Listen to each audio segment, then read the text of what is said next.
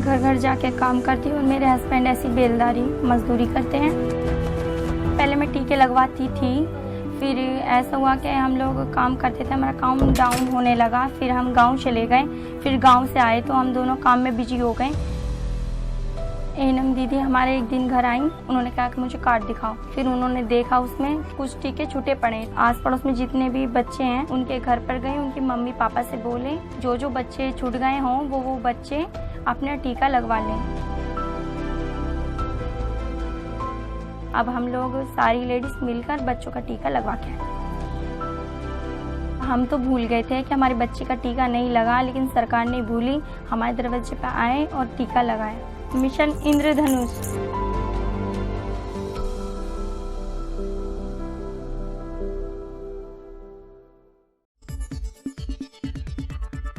आपली माणसं आपला देश, पाहत रहा जनादेश।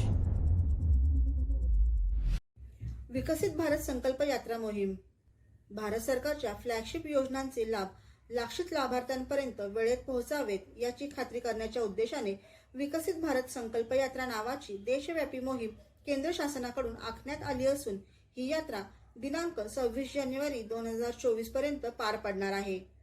या मोहिमेच्या अनुषंगाने जागृती सिंगला IRTS तथा संचालक नीती आयोग केंद्र सरकार दिल्ली यांच्या अध्यक्षतेखाली जिल्हाधिकारी अशोक शिंगारे यांच्या उपस्थितीत समिती सभागृह पहिला मजला जिल्हाधिकारी कार्यालय ठाणे येथे आढावा बैठक घेण्यात आली। ब्युरो रिपोर्ट जनादेश। आपली माणसं आपला देश, पाहत रहा जनादेश। काजूवाडी परिसरात दिवाळीनिमित्त दीपोत्सव संपन्न। ठाण्यातील काजूवाडी परिसरात दिवाळीनिमित्त नयनरम्य अशा दीपोत्सव कार्यक्रमाचे आयोजन शिंदे गटातील शिवसेनेचे माजी महापौर आणि ठाणे शहर प्रमुख अशोक वैती यांच्या वतीने करण्यात आले होते। यावेळी विविध प्रकारच्या भव्य दिव्य अशा रांगोळीचे आयोजन करण्यात आले होते। या कार्यक्रमात हास्य जत्रा फेम दत्तू मोरे आणि मराठी अभिनेते संदीप जुवटकर यांनी देखील या कार्यक्रमास हजेरी लावली होती।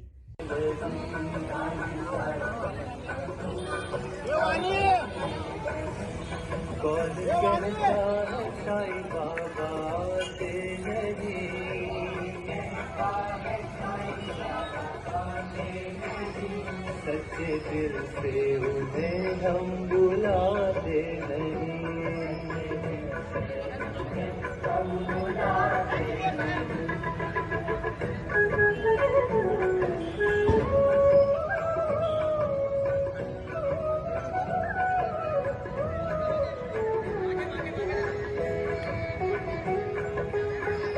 ब्युरो रिपोर्ट जनादेश।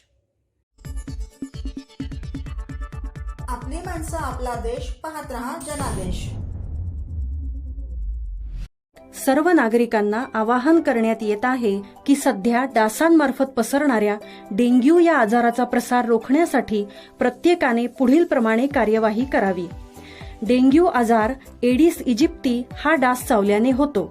या डासांची पैदास साचलेल्या किंवा साचवलेल्या स्वच्छ पाण्यामध्ये होते। 8 दिवसांपेक्षा जास्त दिवस पाणी उघडे व साचून राहिल्यास त्यात डास अंडी घालतात। अंड्यांच्या अळ्या तयार होऊन पुढे डास तयार होतात।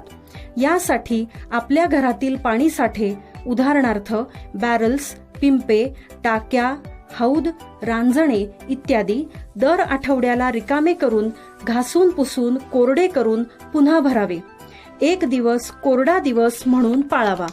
पाणी साठ्यांना घट्ट झाकणे बसवावीत किंवा जुनी साडी, चादर, धोतर यांनी बांधून झाकून ठेवावीत, म्हणजे डास त्यात जाऊन अंडी घालणार नाहीत। घराच्या गच्चीवर, आजूबाजूला, अंगणात कोठेही पाणी साचू देऊ नये। भंगार सामान उघड्यावर टाकू नये, उदाहरणार्थ टायर्स, प्लास्टिक सामान, कुंड्या, टाकाऊ वस्तू इत्यादी। अशा सामानात पावसाचे पाणी साठून त्यात डेंग्यूच्या डासांची पैदास होते। घरातील कूलर्स, फ्रीजच्या पाठीमागील ट्रे हे देखील वेळोवेळी कोरडे करावेत. लक्षात ठेवा, नुसत्या फवारणीने डास घनता कमी होत नाही, तर त्यासाठी डास पैदास ठिकाणे नष्ट करणे ही आपल्या सर्वांची जबाबदारी आहे. कोणताही ताप अंगावर न काढता जवळच्या शासकीय रुग्णालयात मोफत औषधोपचार घ्या. अशा प्रकारे नागरिकांनी सहकार्य केल्यास डेंग्यूचा प्रसार रोखणे सहज शक्य आहे.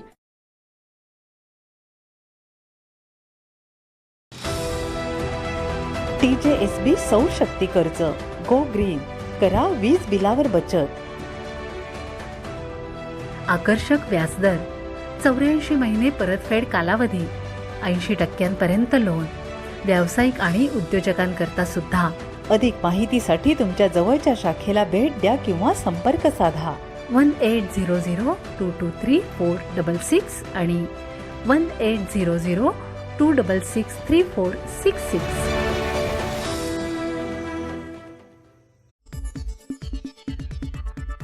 आपली माणसं, आपला देश, पाहत रहा जनादेश. 11,000 दिव्यांनी उजळला कशिश पार्क. येत्या काही दिवसात रामलल्ला मंदिराचे उद्घाटन होणार असल्याने देशभरात राममय वातावरण निर्माण झाले आहे. त्यातच हिंदू हृदय सम्राट बाळासाहेब ठाकरे यांचे स्वप्न पंतप्रधान नरेंद्र मोदी यांच्या माध्यमातून पूर्ण होत असल्याने त्याच्या जनजागृतीसाठी ठाण्यातील कशिश पार्कमधील सिद्धिविनायक सेवा संघ आणि शिवसेना शाखा सरसावली आहे.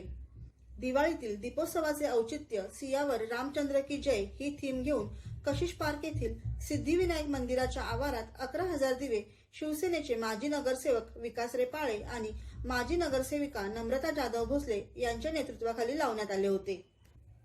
या दीपोत्सवाला कशिश पार्कमधील लहान थोर सर्वांनीच मोठ्या संख्येने सहभाग नोंदवला होता. याबाबत बोलताना माजी नगरसेवक विकास रेपाळे यांनी यावर्षी 2दा दिवाळी येणार आहे असे सांगितले. वर्षामध्ये यावर्षी आपण खरं तर 2 दिवाळ्या साजऱ्या करतोय. एक जी आपण साजरी करतो ही आत्ताची दिवाळी, आणि येत्या 22 जानेवारीला संपूर्ण भारतभर जणू एक नवीन उल्हास, एक उत्साहाचं वातावरण आहे. कारण या दिवशी अयोध्येमध्ये राम मंदिराचं लोकार्पण होणार आहे. माननीय हिंदू हृदय सम्राट बाळासाहेब ठाकरे यांनी पाहिलेलं स्वप्न खऱ्या अर्थानं प्रत्यक्षात अवतरत आहे. माननीय पंतप्रधान नरेंद्रजी मोदी यांच्या मार्गदर्शनाखाली या ठिकाणी अयोध्येत राम मंदिर तयार होत आहे. ही आम्हा सर्व भारतीयांकरता एक अतिशय आनंदाची बातमी आहे. नव्हे तर हा आमच्यासाठी एक सण असणार आहे, आणि त्यातच प्रेरित होऊन प्रभू रामचंद्र की जय अशा घोषणा देत या ठिकाणी आम्ही हा दीपोत्सव साजरा केलाय. ज्याप्रमाणे या परिसरामध्ये दिवे प्रकाशमय झाले, तसेच आमच्या नागरिकांच्या जीवनात देखील दिवे प्रकाशमय होत आणि सर्वच नागरिकांना हा प्रकाश अनुभवला जावा आणि सर्वत्र राम नावाचा जल्लोष व्हावा, याच भावनेतून या ठिकाणी हा दीपोत्सव साजरा झालाय. माजी नगरसेविका नम्रता भोसले यांनी बोलताना दीपोत्सवाचे हे यंदाचे 9वे वर्ष आहे. त्यातच येत्या 22 जानेवारीला अयोध्येत रामलल्ला मंदिराचे उद्घाटन होणार आहे. त्या दृष्टीने जनजागृती करण्यासाठी सियावर रामचंद्र की जय ही थीम यंदा घेतली आहे. सिद्धिविनायक सेवा समिती आणि शिवसेना शाखा कशिश पार्क यांच्या मार्फत या सिद्धिविनायक मंदिराच्या आवारात डॉक्टर नानासाहेब धर्माधिकारी उद्यानात आपण दीपोत्सव साजरा करतोय. गेले 9 वर्ष आपण विविध सामाजिक उपक्रम राबवत असतो, आणि हा कुठे ना कुठेतरी दीपोत्सव देखील सामाजिक उपक्रमाचा एक संदेश देणारा, एक धार्मिक कार्यावरून एक सामाजिक कार्याची जोड असणारा आपला हा दीपोत्सव असतो. यावर्षी आपण सियाराम रामचंद्र की जय असा संदेश देणारा दीपोत्सव साजरा केलेला आहे. कारण दिवाळी ज्या वेळेला सुरू झाली त्यावेळेला त्या दिवसापासून प्रत्येकाच्या मनात आहे, प्रत्येक हिंदू व्यक्तींच्या मनात आहे की दिवाळी ज्या वेळेला साजरी कधी केली होती, ज्यावेळेला श्रीराम वनवास संपून ज्यावेळेला अयोध्येला परत आले होते त्यावेळेला ही दिवाळी मोठ्या प्रमाणावर साजरी केली होती.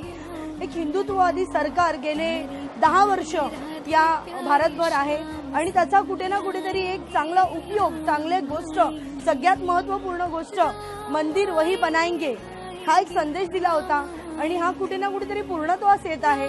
आणि याच संदेशाचा एक भाग घेऊन आपण सियावर प्रभू रामचंद्र की जय अशा पद्धतीचा एक संदेश दिलाय. ब्युरो रिपोर्ट जनादेश.